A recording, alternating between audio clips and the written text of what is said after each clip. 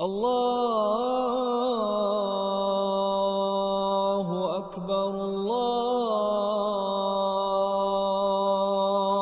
Akbar.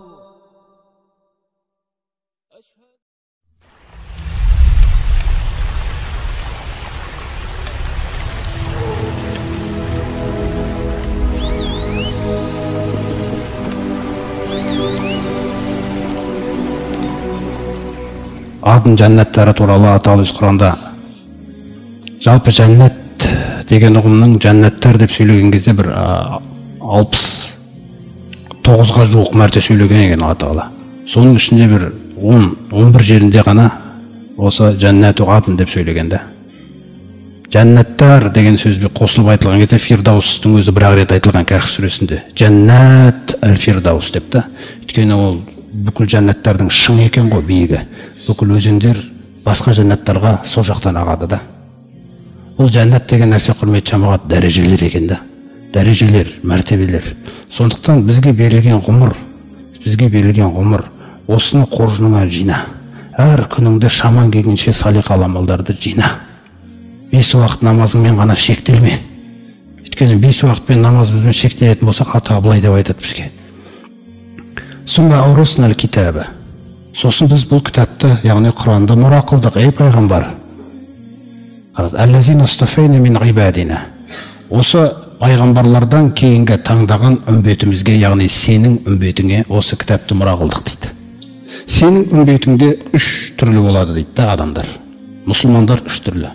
Біз қазір қиямет күні бізді адамыз 3 мәртебе, 3 мазхабпен бөледі болды. Басқа нәрсе істемейді ол жерде. Ол қандай деген кезде жаңағы фаминхум золимун ли нафсихи. Сендердің іште, олардың іштерінде үшінші жақтан сөйлеп отыр да Алла Тағала.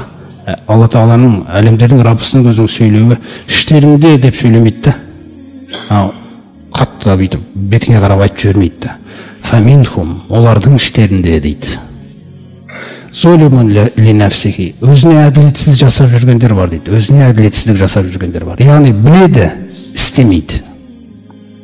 Намаз бір оқылар енді, қойшы, кейін оқимыз. Өздеріне әділетсіздік жасап жүргендер бар дейді. Бір. Сосын жаңағы екіншісі ваминхум мұқтасид. Сосын бұлардың іштерінде орташалары да бар дейді, орташа. Парыздарды атқарып, одан кейін жаңағы өз үйім өлең төсегім деп жүре беретіндер де бар дейді. Одан кейін وَمِنْهُمْ سَابِقٌ بِالْخَيْرَاتِ بِإِذْنِ اللَّهِ. Алланың рұқсатымен бұлардың іштерінде жақсылықтарда жарысып осып кеткендер бар дейді. Жеткізбей кеткендер бар дейді. Олар әрдайым аз болады екен әрбір заманда. Бірақ осыған бізді көбейтіксей батыр Алла Тағала. Сол үшін айтып отыр да. Міне қараңыздар. Заликал хуал фадлул кабир. Ең үлкен кеңшілік деген осылар дейді. Жалпы Ибн Аббас осы аятқа келіп, жалпы бұл үшеуі де жәннатқа кіреді түбінде дейді.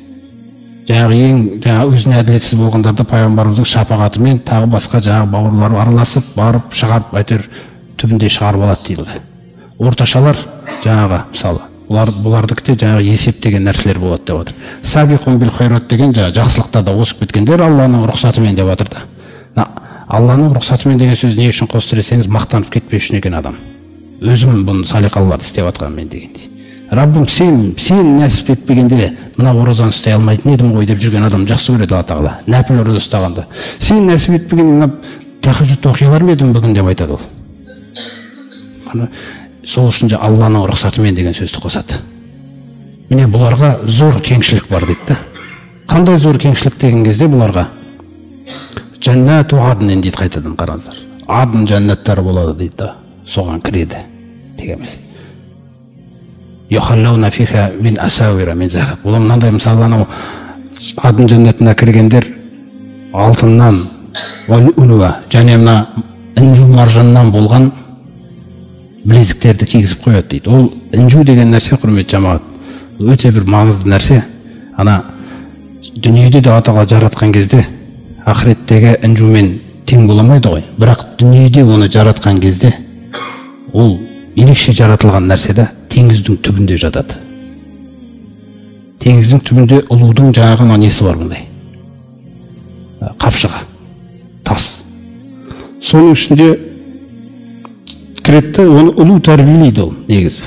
Ұлудың ағзасымен араласып, тәрбиелеп доп домалақ болып шығады. Оны жарып шығарған кезде бір кішкентай домалақ жарқырап жатады да.